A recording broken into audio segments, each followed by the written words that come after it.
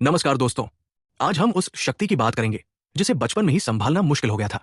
एक ऐसी शक्ति जिसने न सिर्फ धरती को बल्कि पूरे ब्रह्मांड को एक पल में संकट में डाल दिया था। हम उस अनसुनी कहानी की गहराई में उतरेंगे जब एक असाधारण बालक ने स्वयं सूर्य देव को ही एक फल समझ लिया था। यह कहानी सिर्फ भक्ति की नहीं बल्कि असीमित शक्ति और उसके परिणामों को समझने की है। तैयार हो जाइए, क्योंकि यह है पवन पुत्र हनुमान के बचपन का सबसे अद्भुत अध्याय। बाल हनुमान माता अंजना और पिता केसरी के पुत्र, पर वास्तव में वो साक्षात वायुदेव के अंश थे। उन्हें जन्म से ही हर देवता का वरदान प्राप्त था। इंद्र का अभेद्य कवच, वरुण का जल से भय न होना। वो अजय थे, पर यही एक विडंबना थी। असीमित बल के साथ आया था असीम बालपन।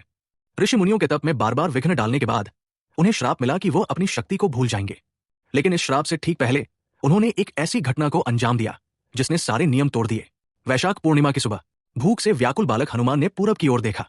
उस समय के सूर्य देव की लालिमा उन्हें एक रसदार पका हुआ फल प्रतीत हुई, और अपनी अनियंत्रित शक्ति के वेग में उन्होंने बिना एक पल गवाए उसी सूर्य की ओर छलांग लगा दी।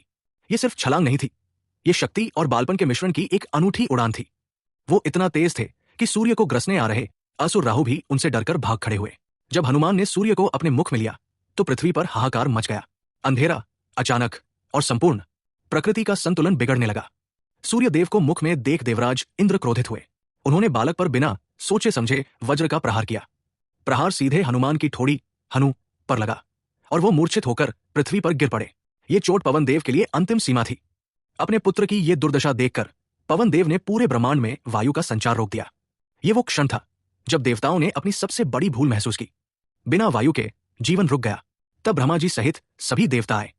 ब्रह्मा जी ने हनुमान को पुनर्जीवित किया और उन्हें वरदानों से शांत किया, और इंद्र के प्रहार के कारण उन्हें नाम मिला हनुमान। अब सबसे गहरा सवाल, क्या आप मानते हैं कि इंद्र का वज्र हनुमान के लिए श्राप था, या ये उनकी असीमित शक्ति को महानता में बदलने वाला एक जरूरी मोड़ था? आपका विश्लेषण मायने रखता है। मुझे नीचे कमेंट बॉक्स में तर्क सहित बताएं कि यह घटना क्यों जरूरी थी। और हाँ, अगली बार आप किस पौराणिक कथा या विषय का गहन विश्लेषण देखना चाहेंगे? कमेंट में अपने बेहतरीन सुझाव जरूर दें। आपके सुझाव हमारे लिए बहुत महत्वपूर्ण है, क्योंकि ये ही हमारी ज्ञान यात्रा की दिशा तय करते हैं। और अगर आप इन पौराणिक चमत्कारों और जीवन के गूढ़ सबकों को इसी गहराई से समझना चाहते हैं तो अभी सब्सक्राइब बटन दबाकर हमारे ज्ञान पथ का हिस्सा बनिए। मिलते हैं अगले वीडियो में, जहां हम एक और महान कथा की अद्भुत व्याख्या करेंगे।